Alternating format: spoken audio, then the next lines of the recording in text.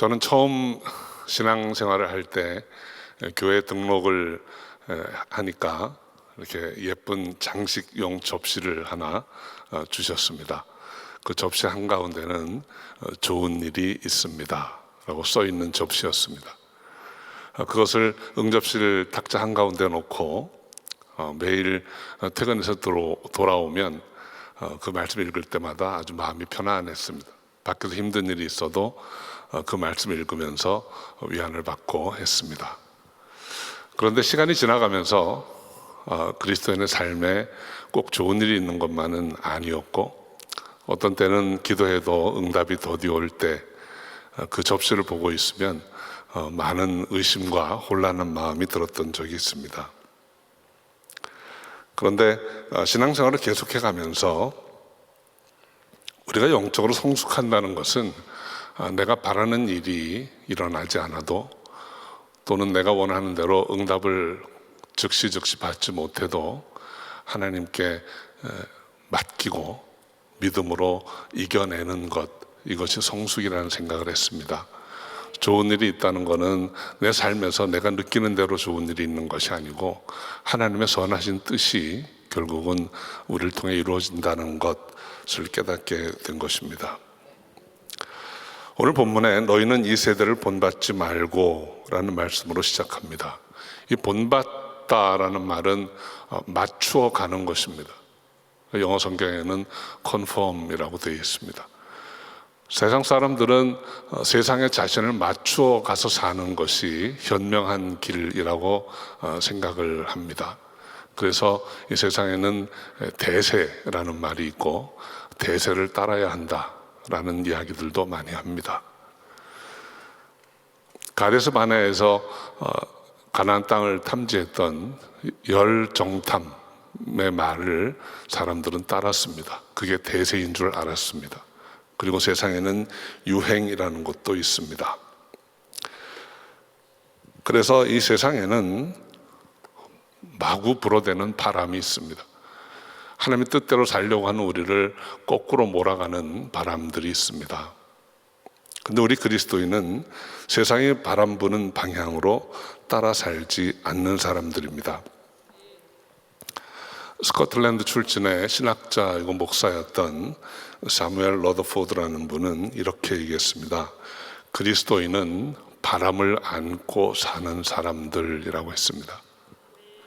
그리스도인은 바람을 안고 사는 사람입니다.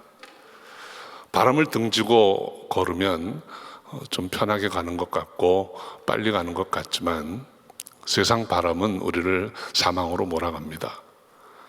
하나님의 뜻을 따르는 길은 좁은 문으로 가는 좁은 길, 험한 길이라고 했습니다. 그러나 그 길을 통해서 우리는 마침내 선한 곳에 이룰 수 있는 것입니다.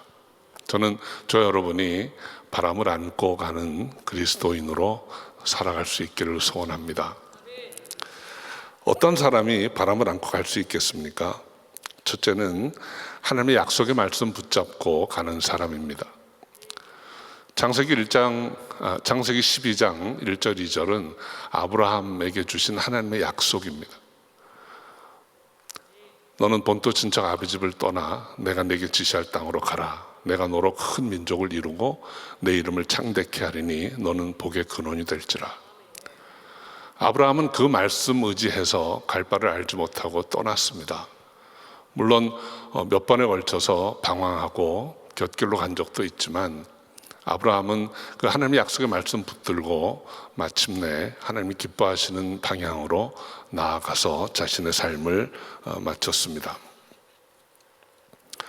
모세는 시편 90편 15절에서 우리를 곤곡해 하신 날수대로와 우리의 화를 당한 연수대로 기쁘게 하소서라고 기원했습니다. 자신의 40년 세월이 하나님의 말씀을 쫓아 순종하고 히브리인들을 이끌었던 그 세월이 험한 날, 곤고한 날들이었다고 했습니다. 성경은 그 광야 삶이 얼마나 험한 바람이 불어왔던지를 우리에게 보여줍니다. 그 광야에서 모세는 애굽으로 향해 부는 역풍을 맞아야만 했습니다. 걸핏하면 애굽으로 돌아가고 싶어하고 이제는 그만할까, 이제는 포기할까 하는 생각이 어쩌면 수십 번도 더 들었을 것 같습니다. 그런데 하나님께서 모세에게 주신 사명, 하나님께서 모세에게 주신 약속의 말씀이 있었기 때문에 모세는 그 바람을 안고 40년을 통과해서 마침내 모압 평지에 이를 수 있었습니다. 우리 사랑하는 성도 여러분, 우리가 그리스도인으로서 살아가는 것, 세상 바람을 안고 가는 삶입니다. 우리 목사님께서도 말씀하셨지만 지금 여러 곳에서 이제 선교사들이 추방당하고 선교사들이 철수하기도 하고, 어쩌면 세상 바람은 이제 선교 좀 적당히 해라, 그만해라 하는 쪽인지도 모릅니다. 근데 우리는 바람을 안고 갑니다. 약속의 말씀이 있기 때문에. 여러분, 연어는 물살을 거스르고 올라갑니다. 올라가는 중간에 생명의 위협도 느끼고 물이 없는 곳에 던져져서 그냥 삶이 끝날 수도 있습니다. 그러나 그 연어가 물살을 거스르고 올라가는 것은 그곳에 생명이 있고 풍성한 생명이 있기 때문입니다. 그곳에 이를 때까지 계속해서 연어는 물살을 거스릅니다. 저는 저와 여러분이 세상이 가는 길로 가지 않고 이 세대를 본받지 않고 끝까지 나아갈 수 있기를 주 이름으로 축원합니다. 두 번째로, 바람을 안고 사는 그리스도인은 예수 십자가 붙들고 가는 사람들입니다. 주님께서는 누구든지 나를 따라오려거든 자기를 부인하고 제 십자가를 지고 나를 쫓을 것이니라 하셨습니다.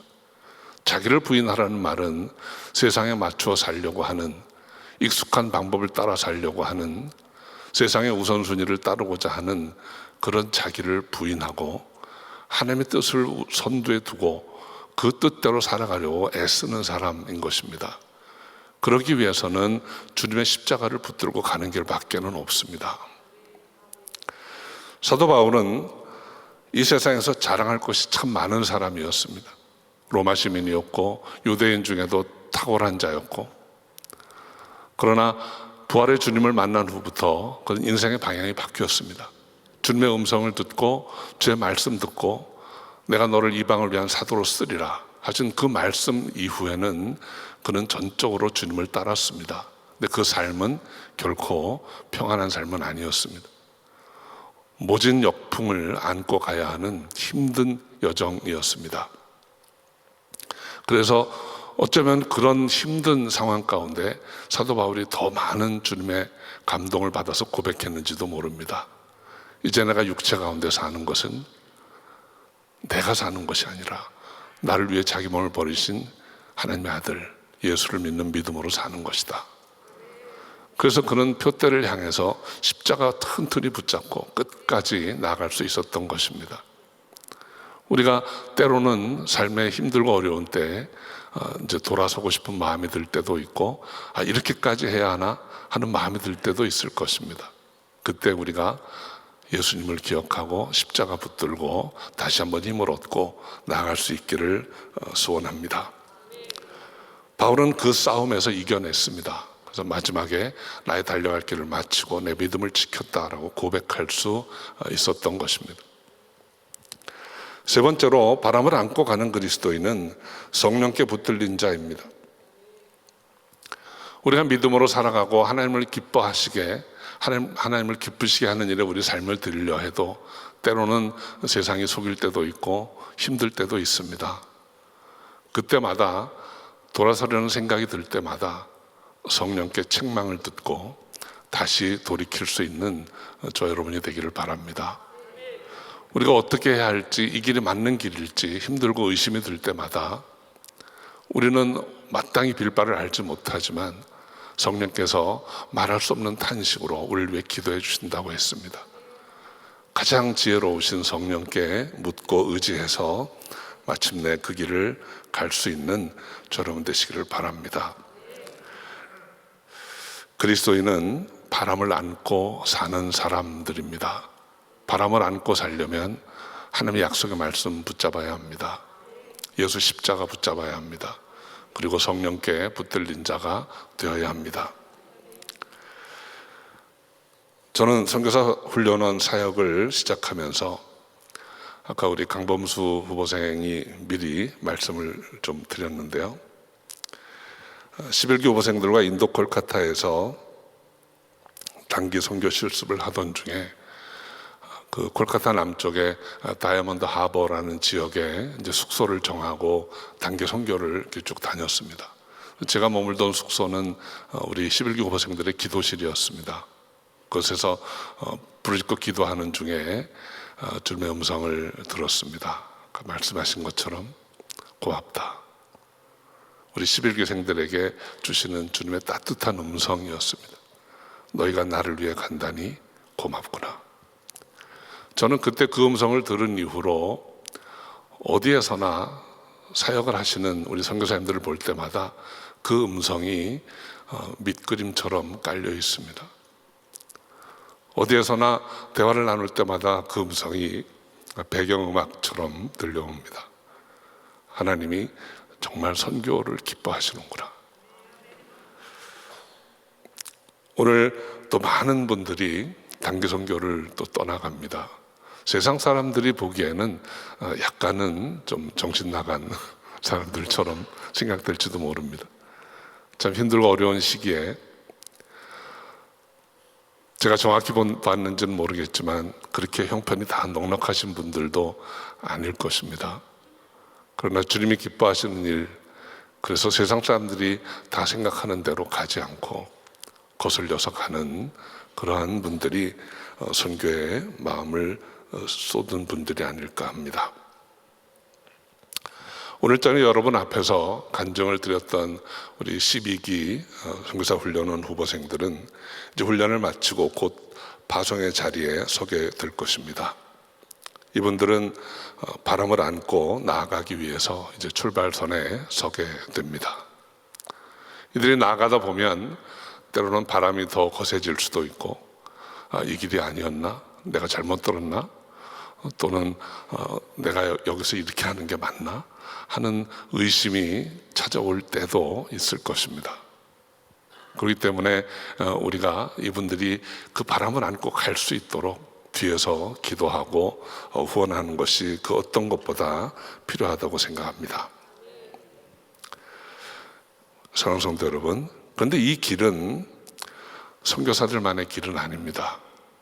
우리 12기 후보생들은 이제까지 1기부터 쭉 흘러왔던 바람을 거스린 많은 사람들 중에 일부일 뿐입니다. 그리고 그 선교사들은 이 자리에 앉아 계신 여러분과 똑같은 바람을 거스리는 그리스도인들입니다. 저는 저와 여러분이 또 이 은혜하는 교회라는 이 믿음의 공동체가 하나님의 말씀을 꼭 붙들고 우리에게 주신 약속의 말씀, 우리에게 주신 비전과 계시의 말씀을 붙들고 주님 오시는 날까지 힘있게 나갈 수 있기를 소원합니다. 그러기 위해서는 십자가 붙들고 가야 합니다. 십자가 튼튼히 붙들고 끝까지 가는 저 여러분 되시기를 바랍니다. 그리고 성령께 사로잡혀서 늘 성령께 여쭈고 우리가 잘못된 길에 들어설 때는 책망을 듣고 돌이킬 수 있는, 그렇게 해서 주님 앞에 설 때 주님이 가장 기뻐하시는 저 여러분이 다 될 수 있기를 주 이름으로 축원합니다.